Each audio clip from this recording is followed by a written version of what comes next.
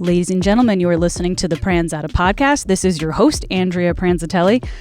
Today we are on episode number 70 of this podcast. We have a guest today. His name is Bryan Bradshaw. Just to introduce him to everybody, he is a self-made entrepreneur. He wrote a book called Accomplish Anything, and I'm going to include a link below where to find that book when this is all edited and everything like that. So I have some questions for him.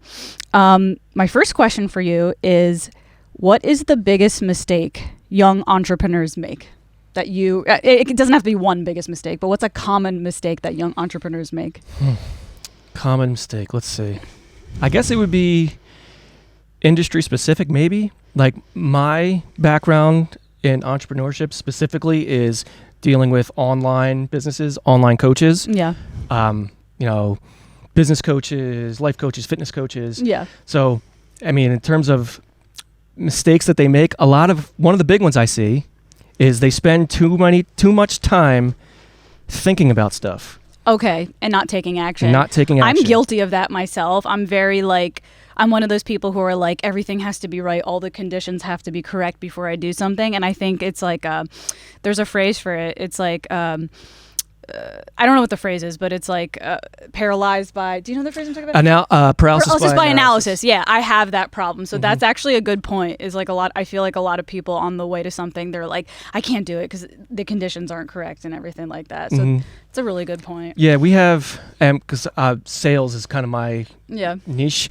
We have a saying in sales called speed to lead, right? So first person to get to the lead, you might not have the best product. You probably don't.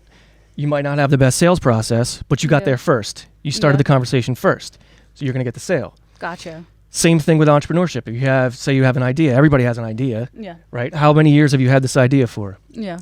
Probably for some people, like a decade. Yeah. Right? How fast can you begin and implement? Yeah.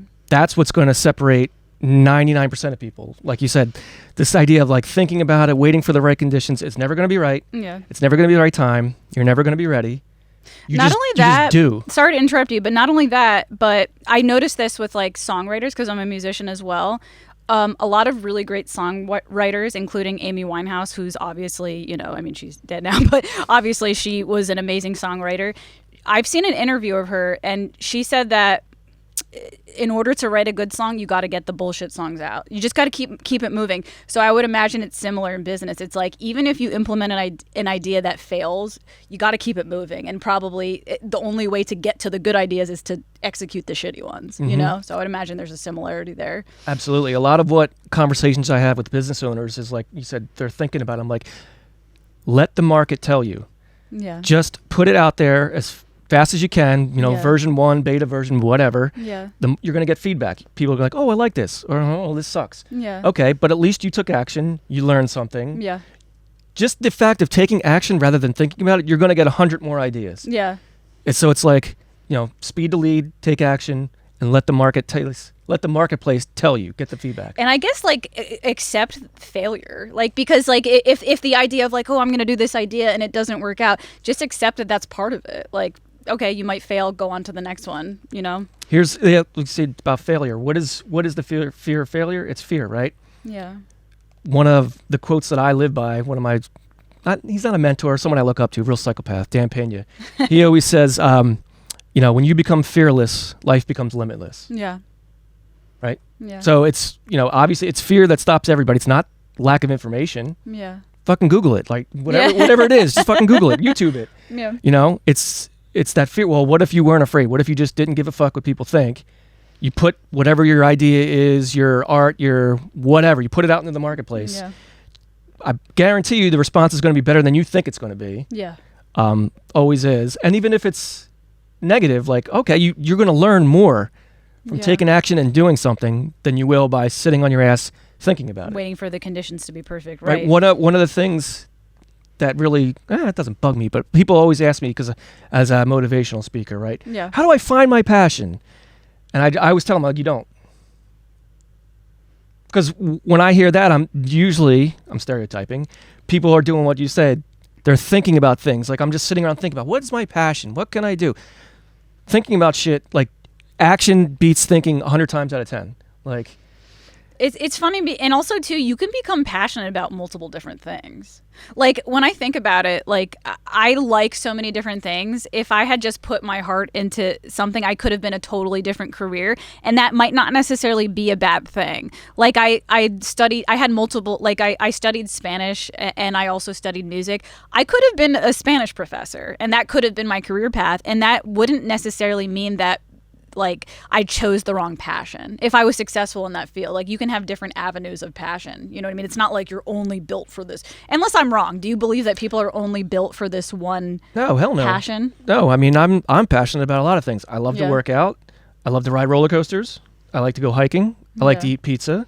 Like I'm passionate about all those things. And you could have found success or some type of financial, and when I say financial, I don't necessarily mean for the gains of being rich necessarily, but just for the supporting yourself. You could have potentially, if you took a certain path, found like a way to sustain your life through any of those passions. Yeah, you know? Two things about that. Yeah.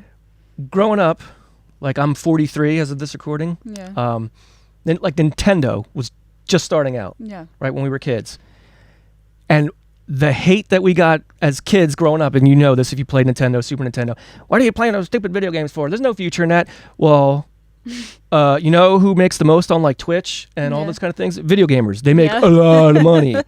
So back then, the idea was, you know, you play a video game, that's your passion. You're not going to make money on that. Well, the opportunity's there.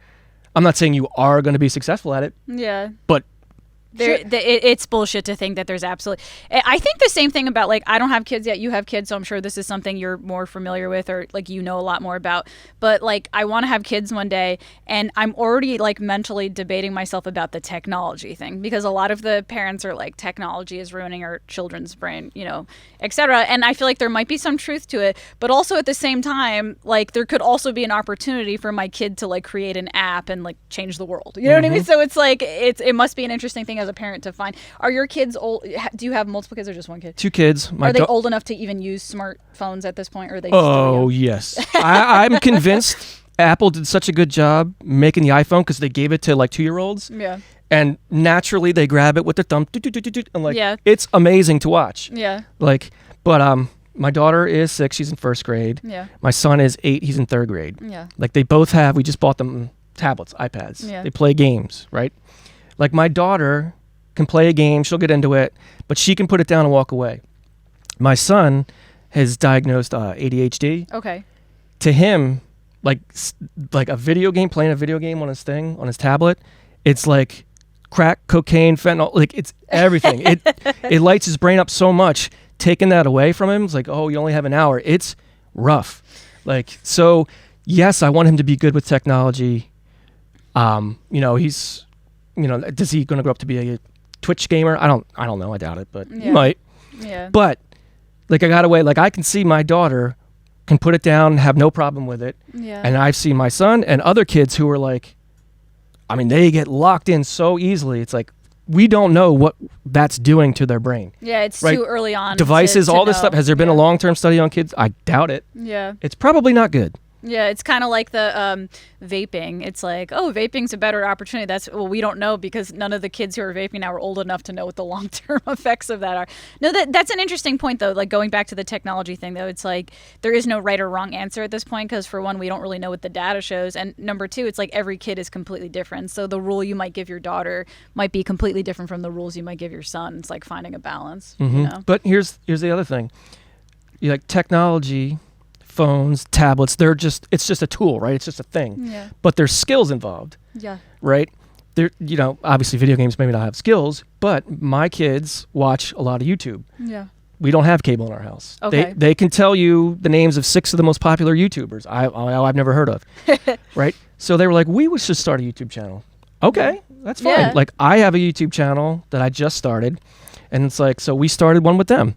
And we sat them down, and I didn't really coach them or anything, but they've seen it, right? They've seen YouTube, you know, family YouTube channels. So they just started talking, like they already knew like what to do more. Yeah. And they're bickering with each other. I'm like, wait a minute. They're getting speaking, right? They're learning, obviously, speaking. They're learning how, you know, to be expressive. Yeah. Right? Now, is it the best thing for them at this age? I don't know. But then when they're done recording, it's like, all right, Daddy's going to go edit. Yeah. And they watch me edit on, I use DaVinci Resolve. It's free. Yeah. I'm learning it as I go. So it's like the young mind is so malleable and they learn so much faster. Like the neuroplasticity of their brains is like, so much better than when you age. So it's amazing, like, to watch it in live action. I'm imagining it's probably incredible to see them like in live action, just like adapting to this technology and being such a part of their lives. You know? It's hysterical to watch. Yeah. Okay, my next question for you: was there ever a time on your path to being self-made that you felt like giving up, and how did you overcome that? If so, lots of times. Let's see. How did it? I'm trying to like retrace my steps, right? I had a corporate job that was not very stressful, right? I had a lot of free time. So I'm like, fuck, I want to make money on the side. Yeah. Wrote my book, published my book 2014. And along the way, I started getting like speaking with Toastmasters and telling personal stories. And then that became like, you should become a motivational speaker, right? Yeah. All right, cool. So, I started working on my speech and everything. And it's like, I wanted to speak to kids. So I made a list of, all the high schools, the middle schools in New Jersey, Delaware, Pennsylvania, wrote all their guidance counselors, and I just started calling them up. And it was like one after the other, like click, like don't call me, click. And I was like, shit, this sucks. Like, like maybe I'm not going to be, maybe this isn't going to happen. Like I don't nobody likes being rejected. Yeah. And it was like, at the time I wasn't really super deep into my entrepreneurial journey. So like being cold calling sucks, being rejected sucks. I'm like, shit, maybe I'm just not going to do this anymore. Yeah. And then all it took was one break. I called one school, email, and they said, we just had a presentation about suicide prevention. Oh, wow. And here was the people that did it. So I went on their website, and I knew they got around. They did a lot of schools. I emailed them and said, hey, I'm just starting out. This is kind of the topic. Here's my story. I'd love to be able to, I was like, if I can't beat them, join them. Yeah. I'm like, do you need any kind of help? Even if I'm not speaking, I'll go and help you set up an event. Yeah. Like just to get into it. And they were like, hey, we're having our annual fundraiser up in North Jersey. It's a 5K. We'll give you a couple minutes. You can get up and speak. Like, shit, yeah. Like, doesn't have to be paid or anything. Yeah. Went up, did that. I did literally a 5-minute talk. I took my story, condensed it as best I could, and gave a lesson. And they were like, dude, that was awesome. Like, we having our conference, our national conference, is in September or whatever it was. We'd love to have you as a speaker. Yeah. So I got invited to that, and I got to do I spoke at a National Suicide Prevention Day conference. Yeah. Former governor of New Jersey was there. I was like, holy shit, what am I doing here? Well, in the audience was teachers and guidance counselors. And then I started getting emails from people like, hey, I saw you speak at this conference. Can you come speak to my kid? And it just snowballed like that. From there. So what I'm getting from this is like the one thing that got you to overcome that hump of, shit, is this really going to happen? Should I give up? Is just time. Like you just like because eventually it just happened. So it was really I mean, correct me if I'm wrong, but it just seems like the persistence of keeping on trying despite those fears, because it just kind of you worked through it and it just happened for you eventually. Yes, consistency. Yes, obviously, if I didn't follow up with that one school, would I have ever gotten this opportunity? But more so than that, it becomes I changed my tactics. Okay. Right? I was cold calling, I was cold emailing, and it wasn't working. Okay. Like I said, I can't beat them, join them. I found a school that said, here's somebody who's been to our school. Our kids love it. I'm like, let me go to them. Yeah. Because going to the schools isn't working. Yeah. And then with them, everything and we can get into this a little bit later. To me, every business you're in the business of relationships. Period. Like I'm a motivational speaker. That's what I do. I'm in the business of relationships. Yeah. So I developed a relationship with this couple, this organization. They invited me. I did the best I could. And that's how it grew. Yeah. I didn't keep banging my head against the wall saying, I'm just going to keep calling schools. Like, let's try something else. Yeah. And it worked. Okay. That actually, that transitions me to another question that I want to get to on here. It's one of the later ones, but I want to ask it now. You're talking about how a lot of business is relationships, essentially.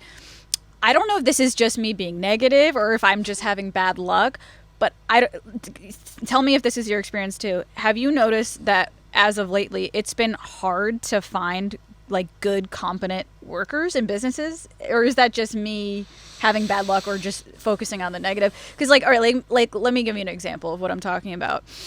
I was recently looking for a personal fitness trainer, and you said you have some experience. You used to be one. You used to be one. I found that I had to go through so many different people before I actually found a good one. And I'm like, is this just my bad luck, or is there something going on in society currently where like people are not as motivated to work hard, and build those relationships within their businesses? Oh, I can rant on personal training. Where were you looking? I don't want to give the name specifically because put it this way. Is it a corporate chain gym? So here's my thought. I'm just going to give I don't want to bash this person. I want to bash the company, but it was a corporate one and one that is cheaper. Mm-hmm. So I'm just going to say that. We can deduct that to a few possibilities. It's one of the cheapest corporation gyms. The personal trainer was, I just got the vibe that they had no interest in helping me. And it was almost like for me to ask them a question, it was like I was bothering them and interrupting them. And they were like on their phones during the sessions, just like completely rude to me. You know what I mean? And my one thought is like, what the fuck? Why are you even in this business if you don't want to help people? But then my other thought was like, well, this is a corporation. Maybe they're just not getting paid enough for it to even be worth it for them. But I don't know. I have so many thoughts about that. Like I'm going back and forth. Like part of me is sympathetic. Like, maybe they're just not getting paid enough. But then the other part of me is like, well, then don't work here anymore. Like what the fuck, Yeah, so. Yeah. But, I mean, my experience with personal training, I used to be a personal trainer for, I'll say it, LA Fitness. Okay. You get what you pay for, right? A lot of personal training gym, like what are the chains? LA Fitness, Crunch. Yeah. It's actually changed a little bit now that, with the invention of CrossFit and more functional fitness, trainers have had to learn new things. Yeah. But I would say for the most part, a lot of those gyms, the trainers you're going to get, they're beginners. If they were newer, they'd be doing their own thing. They'd be, charging more. So the chances of you finding, now that's not to say there's not good trainers. Like when I was there was one or two trainers who really knew their shit and were really good. The rest of them were just meatheads who got a free membership. Yeah. And people trained with them because they were big and they did steroids. So it's like, well, you must know how to train me. They just looked like they knew what they were doing. Yeah.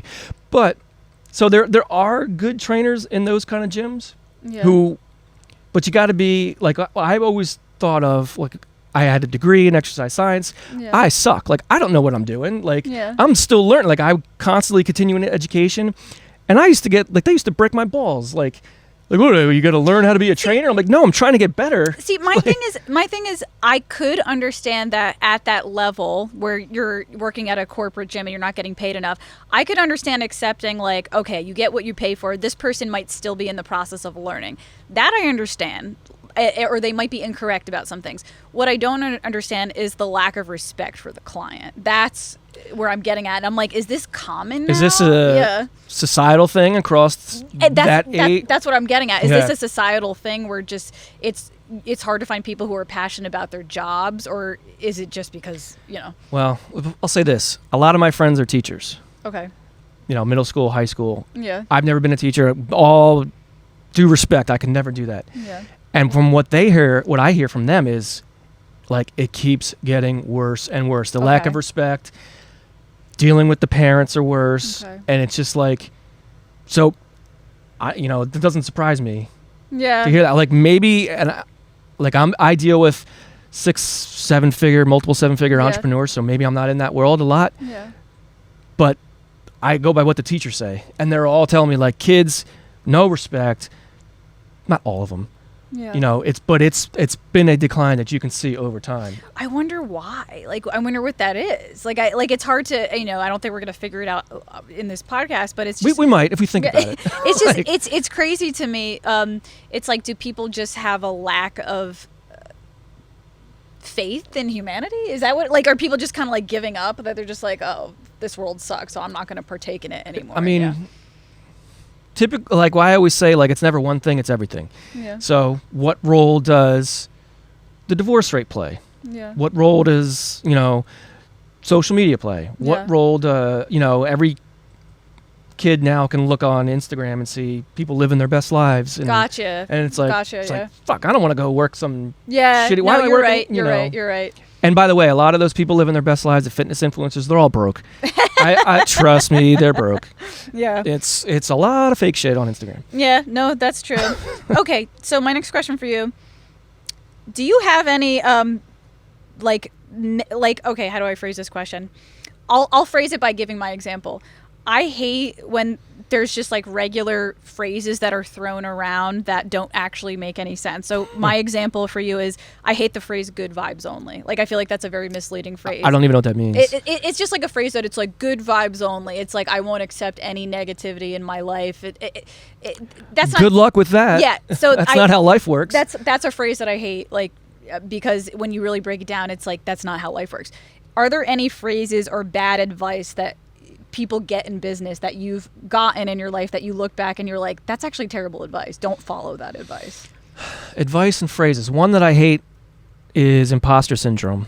Okay. Have you ever heard that? I have. People are, I'm experiencing imposter syndrome. It's fear. There's no such thing as imposter syndrome. You're not taking action because you're afraid. Yeah. Like, just like I'm a like dumb meathead. Yeah. And I'm very blunt when I talk. Like, you're fucking afraid. Like, just admit it. Yeah. And like go to the next step. Yeah. That's like something that people hide behind. I hate. Like, oh, I've been experiencing imposter syndrome. No, you haven't. You're fucking afraid. They're just, yeah. Again. And it's okay to be afraid. Like. Yeah, it's one of those things that like just gets thrown around. It's like imposter syndrome, the good vibes only. It's just like, what does this mean? What are you saying? You know what I mean? So another one I got, advice. In my corporate job, it was a position opened up to become a supervisor. Gotcha. Now, where I'm at, you can work from home 2-3 days a week. Yeah. If you become a supervisor, you have to be in 5 days a week. Yeah. It pays not much more, and you have a lot of headaches. Yeah. So it was between me and this other guy. We were kind of the two, top best on the team. We were the ones who were expected, and I didn't even apply for it. Yeah. And my boss's boss was like, "What the fuck, man? You didn't apply?" Yeah. And I was like, "Nah, man. My time is worth more to me than." And it blew his fucking mind because he was like, "What?" His advice was, you chase the money. I'm like, okay, if I'd have taken that job, like, no, I don't work from home anymore. Yeah. Right? My stress level is 10x for not that much more money. Yeah. And at the same time, I was just getting into like speaking and everything else, which eventually led to where I'm at now, making, as a sales marketing consultant-ish thing online, where I can work any fucking where I want and make as much money as I want as long as I'm putting into it. It's like, so that follow the money, that old school mentality of go to college, get good grades, get a job, climb the corporate ladder, work your ass off until you're 65, then retire and be like, have a couple years of happiness is like, man, the part of the reason why, like, I got frustrated speaking with kids at high schools, especially, is because like the school, the administration wants a certain narrative. Yeah. Like, college, let's go to college. It's like, man, college isn't for everybody. And now, between military, trade schools, like, you're going to tell everybody who has no fucking idea what they want to do, they have to go to college. Yeah. And now you're seeing this generation, the kids are like, fuck, I know legit high school age kids making way more money than both of us combined with an online business. Yeah. And you're going to tell this kid, you have to go to college. Like, fuck you. I think I'm kind of very passionate about that subject of college. That was actually one of my questions for you on the list, was like about what's your opinion on college. I went to college. I took out student loans, and now I'm in a situation where I can't really pay them back with the income I'm making currently, at least at the rate that they expect me to, or the interest rates and everything like that. In hindsight, I regret going to college. And like, I just want to like say that, openly for any kids who are like, should I go to college? I have mixed feelings about it. I don't think college is all bad. I did gain a lot from college. But I don't think it needed to be that expensive, one. And I also don't think I needed to. So the value I got from college personally was I was studying music, and I got to study with music professors that were of a high level, and I do feel like that helped me excel and got me my skill level to where I needed to be. However, I don't think I needed to go through the whole college system in order to attain that knowledge. I could have just hired a really good piano teacher. I could have just went to a college and said, hey, do you teach private lessons at your house? And found that knowledge for way cheaper than what I did going through college. So in hindsight, I'm like, yes, there were a lot of good things about college. I did attain a lot of knowledge, but I don't think it needed to cost that much money, and I don't think I needed to go to college to get that knowledge. So that's where I'm at with it. I don't know how you feel about the whole college thing. I agree 100%. Like, I went to Westchester University, which at the time, this was 98, 99. Yeah. I mean, for an out-of-state school, it was extremely affordable. Like, I got real lucky. But I took out college loans. Yeah. I had to. I don't know what it costs now. It's probably double or triple. Yeah. But like, sorry, Mom. Like, college, I learned fuck all. Like, in terms of classes, what the fuck? Yeah. And then, like, I had some, looking back now that I've been in business, the business classes, what are you teaching? Like, theory from the fucking, the Stone Age. It's like, what the fuck? Like, there's a lot of, and this is a lot of thing too. Like, a lot of people who don't go to college will be like, why are you going to college? YouTube is free. A lot of people who are in college or college professors will say, but you can get false information off YouTube. You can also get false information from your college professor. For example, I had one music professor, and again, I'm not going to name names, but I'm not trying to get sued. But I had one music professor who told me that she believed that the Rolling Stones were not musicians. Like, she's like, I don't care. She was a classical pianist, and she was like, I don't care what anyone says.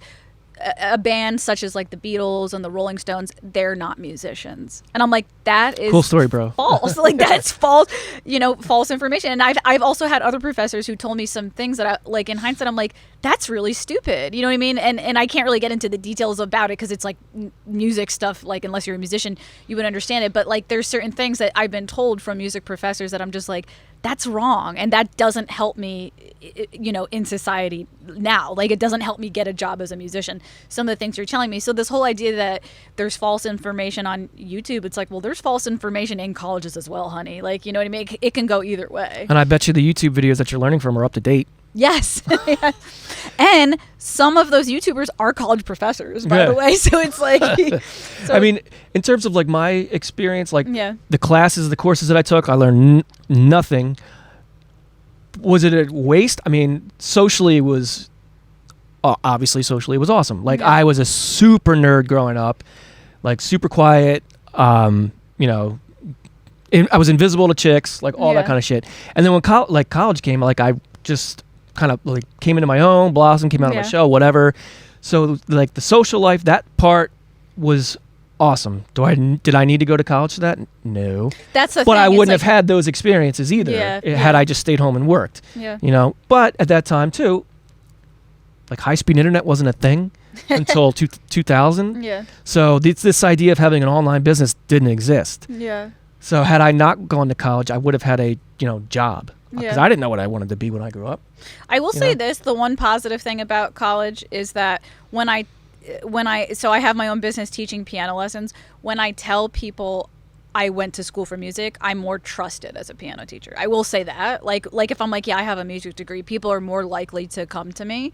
But I don't know. I could have also probably had enough people come to me even without the degree as well, Yeah, what if you had like one or two clients and you did really well and they learned a lot and they referred you to two more people, and then I think it would have worked out just fine, So, all right. So I have some more questions for you. Fuck you, college. Fuck you, college.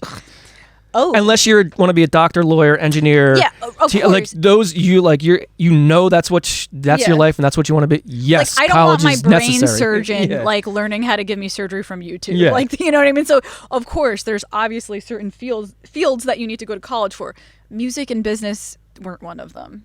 And I like the idea of having education, but it doesn't need to be that expensive. There's no reason for it to be that expensive. I think that's a whole nother issue that a different time. Yeah, that's not for me because I'm too dumb to talk about that. Okay. So this question, have you ever had to cut people out of your life on your journey to becoming, to growing your own business and everything like that? Oh, 100%. Yeah.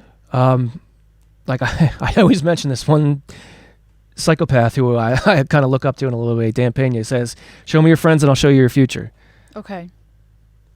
Like, hang out with cripples, you'll learn how to limp. It's might not be the most politically correct thing to say, but like I remember as going through stages of life, people that like there's the party stage. We're going to go out all the time, and we're going to go out, we're going to go drink and party, and then I met my girlfriend and I was like, I don't want to go out and drink and fucking party anymore. Like we enjoy each other. Yeah. And my friends were like, they're giving me shit. Like, okay, I don't need to talk to you anymore, right? Friends that I had in college who were like, did the college corporate rise the ladder, and when I say like, oh, I'm gonna do this thing online, oh, it's a scam, haha, what the fuck, like, okay, I mean, I understand, I don't need that energy, so I don't really need to talk to you anymore.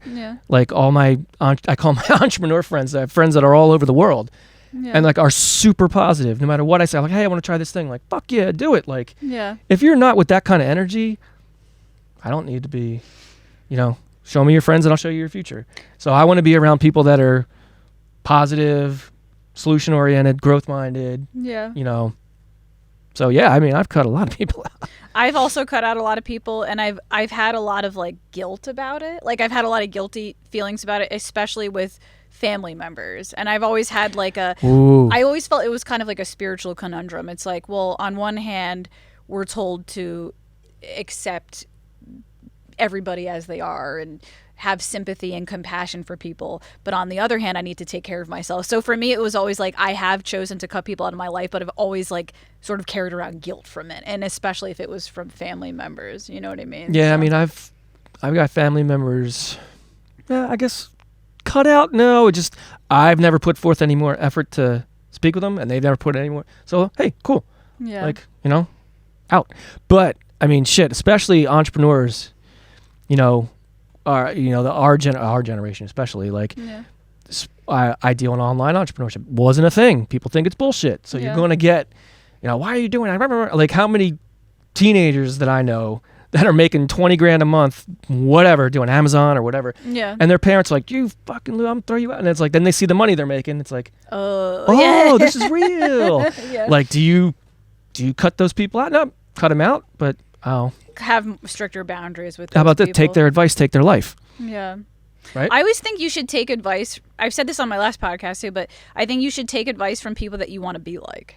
Like, you know what I mean? Like, it makes sense. Like, for example, when I was studying to become, a piano player, I would have certain people, and then I decided I wanted to take that leap of faith to start my own business teaching piano and start trying to perform. I had friends and family who who would be like, ooh, like, you really you shouldn't do that. You should try working for this company, for this school, etc. You're not going to make enough money. You can't rely on that for income, etc., etc. But then I had like friends or professors or whatever who were piano, like performing pianists around the country would be like, no, you got to do this. And it's like, well, who do I want to be? like I'm going to take the advice from the people that I want to be instead of, the people who are in a position that I don't want to be. Yeah. I mean, unfortunately, it's not a nice thing to say, but, a lot of people are fucking miserable in their lives. Yeah. And they want you to be miserable. Yeah. And they see you all of a sudden amped up and motivated and doing things, taking action. It's like, who the fuck do you think you are? And then they try to drag you down. It's like, I always wonder if that's intentional though. Like when people do that shit where they're like, you shouldn't do this. I always wonder if are they actually trying to actively drag you down, or is it really they're just trying to protect themselves? I think that's what they saw growing up too. That's especially, again, we're talking the entrepreneurial. Yeah. It's a whole different ballgame, right? Because it's like, it was always go to school, get a job, blah, blah, blah. Like to start your own business, it's like, what the fuck? Yeah. It's that's scary for a lot of people. They can't see themselves doing it. Maybe they've wanted to, but they never did, right? Yeah. So, I mean, I've had good friends who, I'll put it this way. When I started building my side hustle in my office, everyone fucking laughed. I went to a conference in California, business conference, motivation, and they were like, why conference? Like, what? Yeah. What? But in the entrepreneurial world, it's like, that's the best. Like, getting around like-minded people that you connect with and network with. Like, you're fucking stupid if you don't go to conferences and events. That's where you meet the people. Yeah, so I also learned this, like, as I went along. I also learned that sometimes you just have to like keep your mouth shut around people that you know who are going to put you down. Mm-hmm. Like a lot of friends and family, like later on they'd be like, I didn't know you did comedy. And I'm like, yeah, because I didn't tell you, because I didn't trust that you would support me. Yeah. You know what I mean? People you don't like, have to tell them either. Like you don't have to like I've learned over the years to, if I don't want to become disappointed or let down by people not supporting me, I started to learn, don't even tell people what you're doing unless you know that they're unless you trust that they're the type of people who will support you. But if you know there's a certain person in your life, like, you know, a relative or a friend that you, for whatever reason, you can't cut off, just don't even tell them your plans. Just like create a mental boundary where you're like, okay, with this person I can only talk about shopping. Like with this person I could only talk about, you know, whatever you guys talk about. I can only talk about this TV show. When it comes to talking about big plans, just don't even talk about it with this person if you already know what's going to happen, you know? Yep, 100%. So, you know, I think sometimes the road to success could be lonely, you know what I mean? In that sense. It doesn't have to be lonely in the long term, because eventually you'll find your way with people, like you were saying, like like-minded people. But sometimes in the beginning phases of, you know, trying to become what you want to be, it could be lonely. Oh yeah, I mean, you have to break out of, like, it's like, you know, rocket ship taking off from planet, it has to achieve a certain velocity to get out of, what the fuck am I rambling about? It makes no sense. No, but I like it. To build that momentum, like to break away from the fucking shit that's what everybody, you know, crabs in the bucket trying to pull you down. Hey, that's a real fucking thing and you're going to experience it. The faster you can get over that, the faster, you know, you'll excel. Get to, you know, where you want to go. Okay, I have some questions about if you don't know too much information on these, I'll just skip these questions. But I just sort of assumed that because you're in business, you know a thing or two about the economy. Is that right, or should we just skip these questions? Put it this way: I'm an investor, right? I have stocks. Okay. I have 401k. I have my own thoughts and opinions. Okay. Could they be relevant? Okay. Are they, you know? All right, let me ask this then. Everyone keeps saying the recession's coming. I haven't seen it. Is it coming? Like what do they mean the recession's coming? Is this for people who are in stocks only, or is this just for everybody? Well, I mean, the stock market will, yes, that's part of it. I mean, inflation is here, and it's only going to get worse. Okay. Price of eggs is like that. I see that all on social media right now. Yeah. It's, you know, prices have tripled. Like, I want to buy steak and eat it, but I look at the price, I'm like, holy Christ. In terms of like cycles, I mean, I'm 40-ish. How many depression recessions have I been in? 3, 4 maybe? To me, it's cyclical. Is there a reason for it? I don't fucking know, but it happens. You know, there was the tech bubble that, you know, the economy crashed, we were in a recession. Then there was the housing crisis, and that it crashed. Is there going to be another one? Yeah. Yeah, and it's going to be you know, there's going to be less money. People aren't going to want to hire. Gotcha. Right? There's going to be less jobs available. People are going to take their money out of the stock market because they want more of it. So prices are going to fall. But yeah, that's just part of the process. My meathead answer. I don't know. Like, in terms of investing, though, I'll tell you the best. If I had known then what I know now, 2008, when the stock market crashed, oh God, I would have made so much money. Like, that's when you fucking buy. Like, because everything's on sale. Like, we don't have to get into like investing and trading and all that shit, but yeah, it's funny. If the stock market does crash again, I'm going to make a lot of money. That's all I'm saying. I literally know at this moment, I don't know anything about the economy. I'm sort of like at a phase in my life where I'm like trying to catch up and re-educate myself on all the things I didn't pay attention to in high school because I was a pothead. Like, in high school, all I did was smoke weed and skip class, and I missed the boat on a lot of things about like history, about science. So I'm just kind of like re-educate myself, and economics and like the finance is one of those things that I'm just like, I have no idea how the economy works, why it works. Nobody does. Nobody knows how it works. Okay, this is to me, it's a fucking game that like people at the very top, you know, are all connections. They don't know, but they're making money on it, and the rest of us are like, fuck. So okay, this question might be a little out there. Either this is the dumbest question or the most brilliant question. I'm not sure. But as someone who knows, like I said, knows nothing about finance, I have no idea how the economy works. One thing I did notice is that there are a lot of pyramid schemes. And my theory and my philosophy that I came from, having no knowledge of the economy, is the entire economy just based off of a pyramid scheme? Because it seems like this is a really popular method.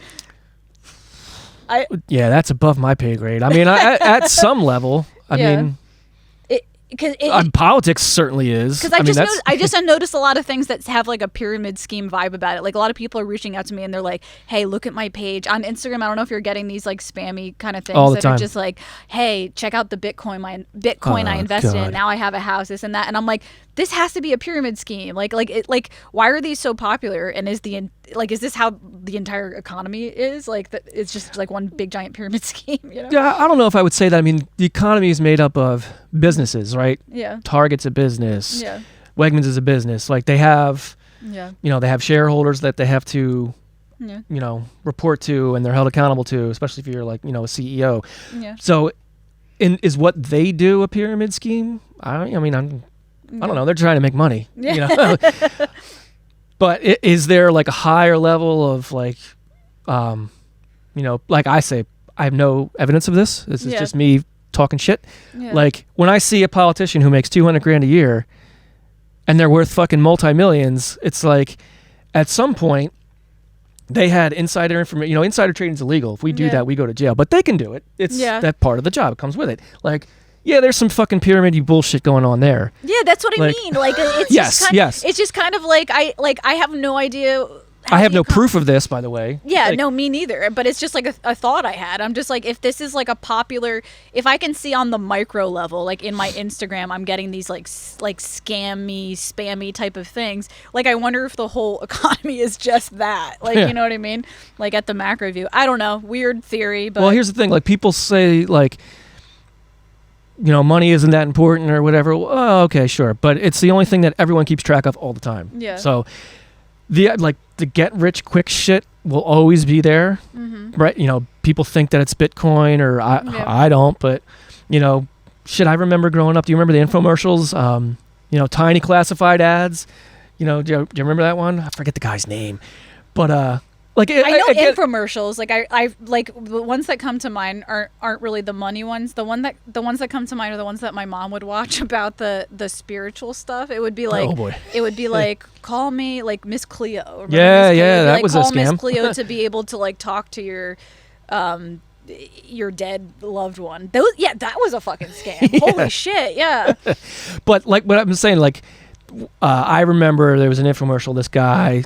He was like on a yacht in Miami. I make all this money placing tiny classified ads. And they made a lot of money with that. Why?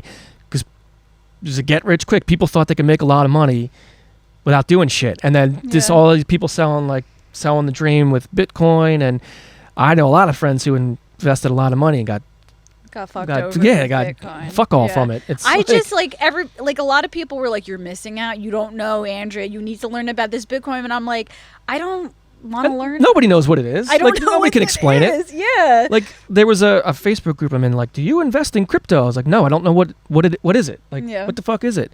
I can invest in Coca-Cola because I can see it, I can understand it, but I don't get it. I don't really quite get it. I have a lot to learn about the economy. I need to start learning. But okay.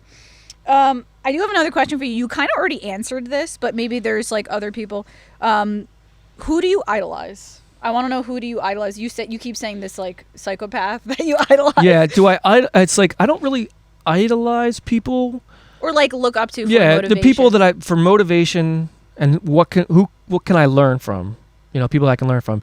For me, motivation, Jocko Willink. Familiar with him? No. Navy SEAL commander, was in Iraq. He wrote several books that are all fucking awesome. Yeah. David Goggins. I have his book on my shelf. I was talking about it before. I got it for Christmas. I'm reading it. He motivates me. This guy, Dan Pena, now he's like the $50 trillion man now. I saw him speak at a conference once. He comes out when they announce him to the Darth Vader theme. Yeah. And he's basically just tells you straight up, like, I'm going to insult the shit out of you. Yeah. But this is how it's going to be. I'm going to fucking tell you what it is. Yeah. Like, then, like, being in the motivational speaking business, like, a lot of them don't do shit for me because they got their money, they got famous by telling people how to get rich and famous. Yeah. It's like they didn't fucking do anything. Yeah. Like this guy, like Jocko Willink, Navy SEAL, he did shit. He commanded people in one of the worst battles in Iraq. Yeah. Like David Goggins has done shit, like going through Navy SEAL training, doing all the running he does. Yeah. Dan Pena built $1 billion fucking business. Yeah. Like, people that have done things, that's who I look up to. Yeah. Like I see so many people that talk about, oh, drives me nuts, actors and actresses, like when an actor and actress dies, it's horrible. But like, why is it so fucking heavy on everybody? Like, you look up to them, they're fucking playing pretend. Like, I don't understand. Yeah. No, you're right. You know, not to invalidate your feelings or whatever people say, but like, I don't look up to those kind of people. I look up to people that are like have done shit. Yeah, I guess there might be like some examples of actors that maybe they worked really hard to make it in the business, but I know what you mean as a whole. Like Hollywood just seems kind of like a fake, you know. Yeah, like I remember when Heath Ledger died, and it went around the office, and like the office was sad. I'm like, what? Do you know him? Like, Dark Knight was awesome, but like, okay, it sucks that he died, but Jesus Christ, like, why are we talking about this all day? Yeah, no. Speaking of Goggins, I'm a huge fan. Also, he's not for everybody though. Like, a lot of people don't like that tough love. He gets a lot of heavy criticism for being like dangerous. Like, he's dangerous to people because he'll tell you to run even if you're having physical problems. Hey, I can like the guy. I ain't running. I was a sprinter. If I try to jog from here to the bathroom, like, I'll get shin splints, so I don't run. I don't. Yeah. So, but something I do. I have started cold plunging. You ever done that? No.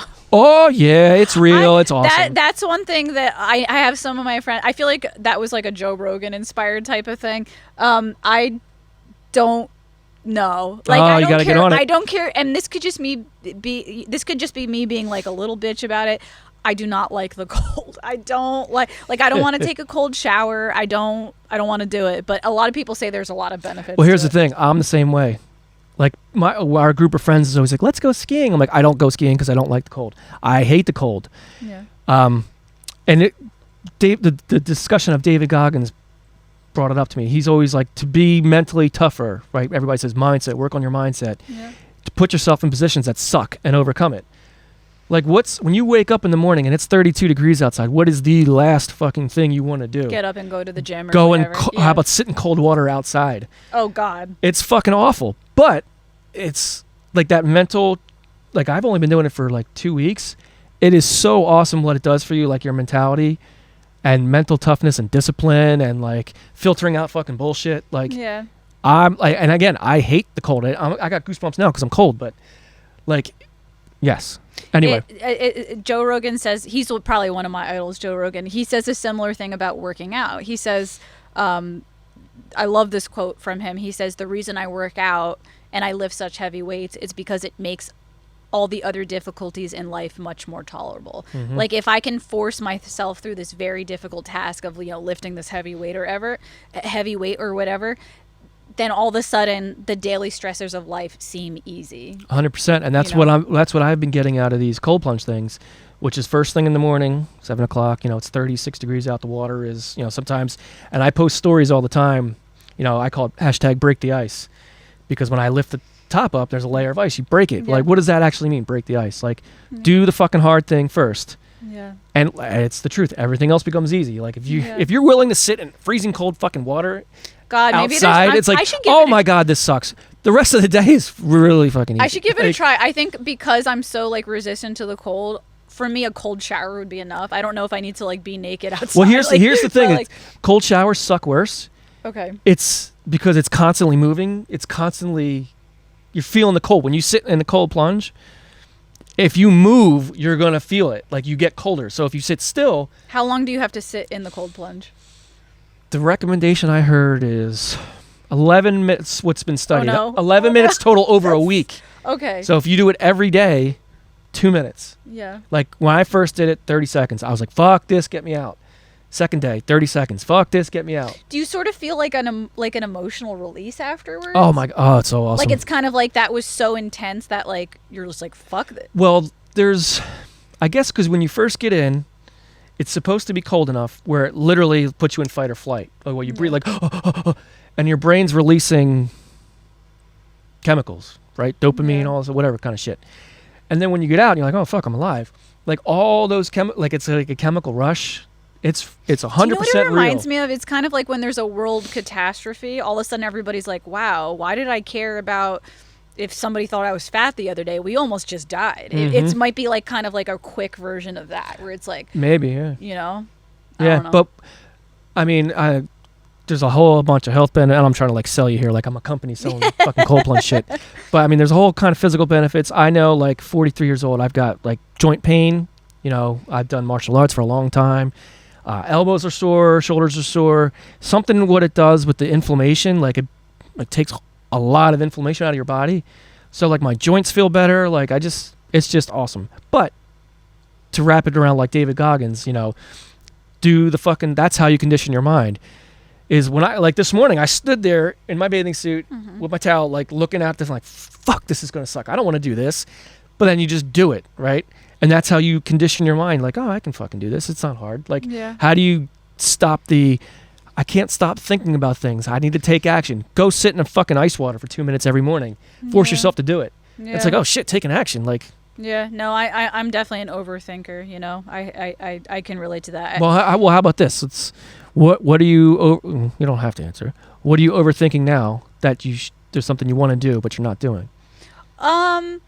I wouldn't even say that. Like I take action in my life. I'm more so easily distracted. So like I don't have issues starting things. I have issues staying focused. And I think a lot of that is the phone. I might be like more like your son. Like I'm sure if I was I like if a doctor looked at me now and I was a kid, I'm sure I'd be diagnosed with ADHD. Me too, 100%. But like I'll be like for example, I have no problems like if I'm like, okay, I want to go practice piano. I have no problem sitting there and starting the practice, but I have problems staying in the practice for more than a few minutes without going, oh shit, I gotta pay a bill. Oh, who liked my photo on Instagram? Oh, like I just get easily distracted by things. So for me, it's not so much a matter of that. It's more of like how to stay on target with what I'm doing throughout the day. You know? Yeah, that's a big thing. One of the things I wrote about in my book for time management is it's called. Have you ever heard block time?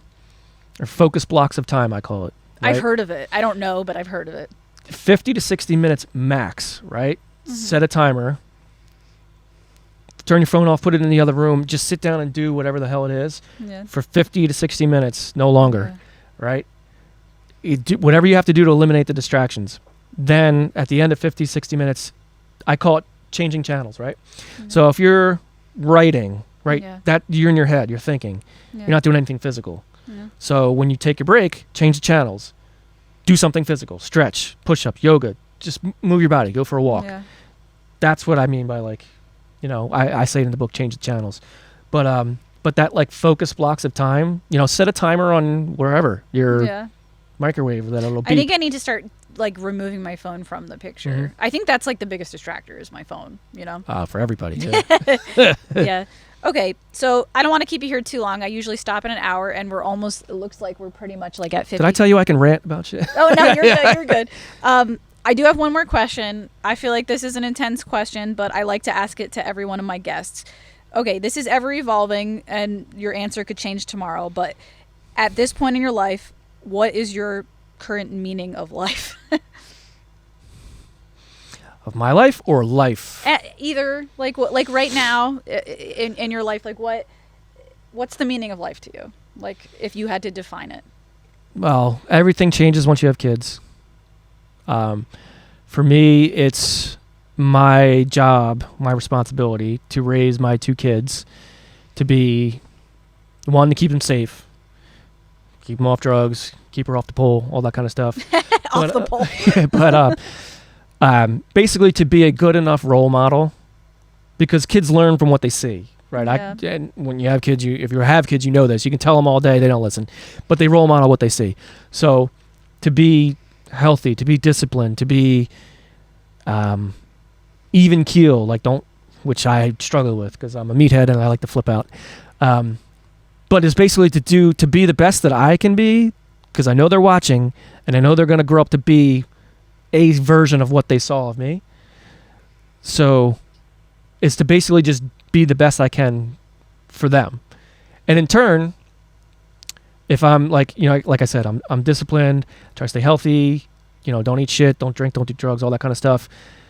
That effect, hopefully it's called like a ripple effect, well, other people will notice and maybe it'll rub off on them. Like I do these stupid cold plunges in the morning. I've had people reach out to me like, hey, what is this? I want to try it. Like, I'm not, like I said, I'm not selling it, but trying to lead by example. Like, this is what I do, and these are the benefits that I'm getting. Yeah. If that positively affects other people besides just my kids, that's even better. That's funny you say that because one of my idols at the moment is Jordan Peterson. I love him.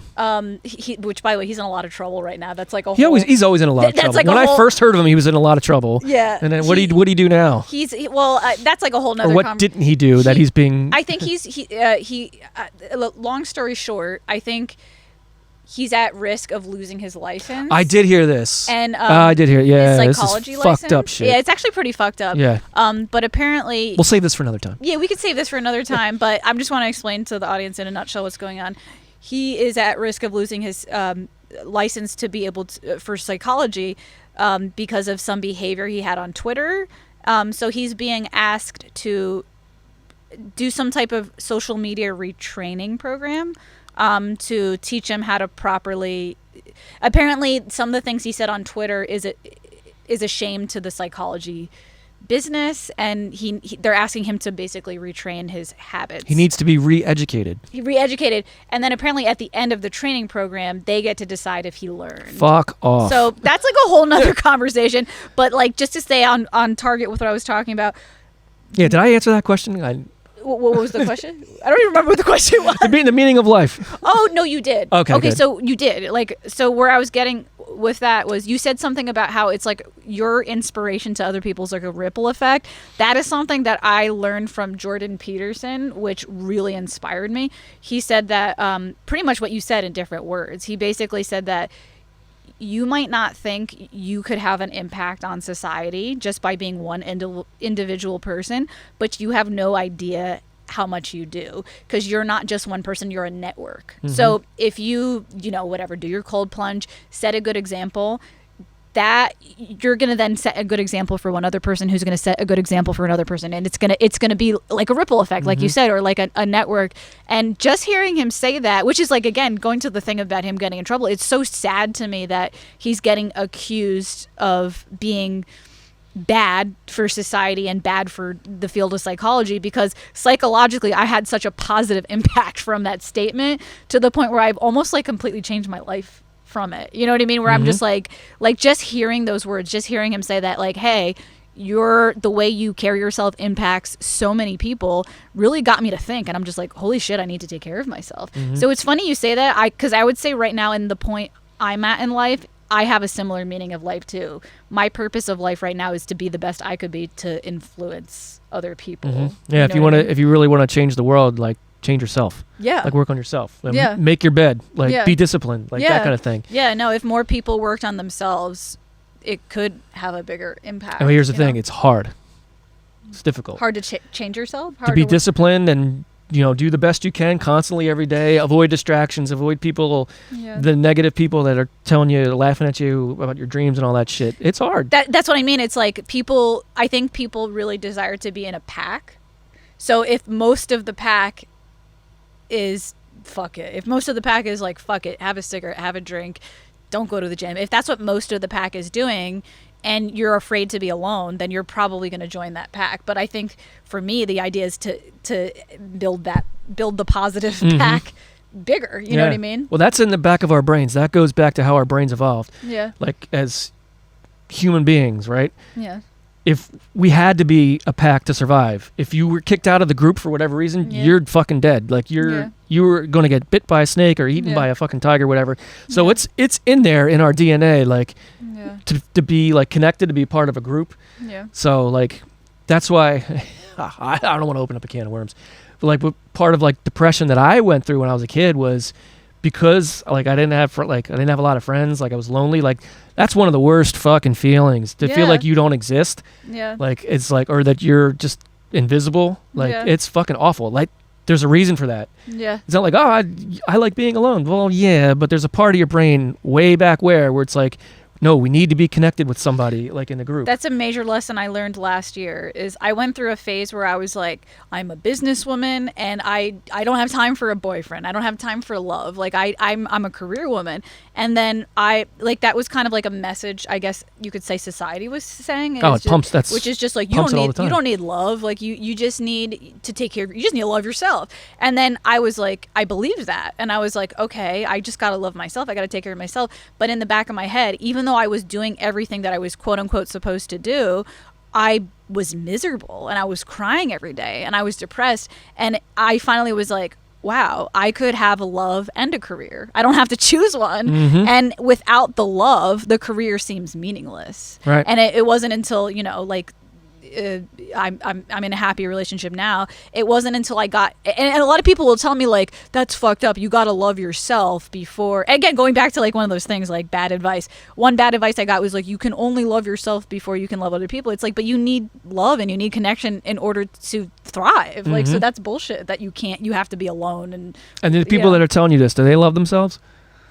I don't know if it's any one. I bet you they'll tell you they do. Yeah, I don't know if it's any one particular person who told me those things. It's more just like people in general. It's just, it's more just I like, do this a lot. Yeah, what's up? I do this a lot. I do this Can a lot you edit too. that out? I'll edit every time you do that. I'll just like have the camera on your What's face. the George Carlin quote? You know, people who use quote marks in the air. Eat me.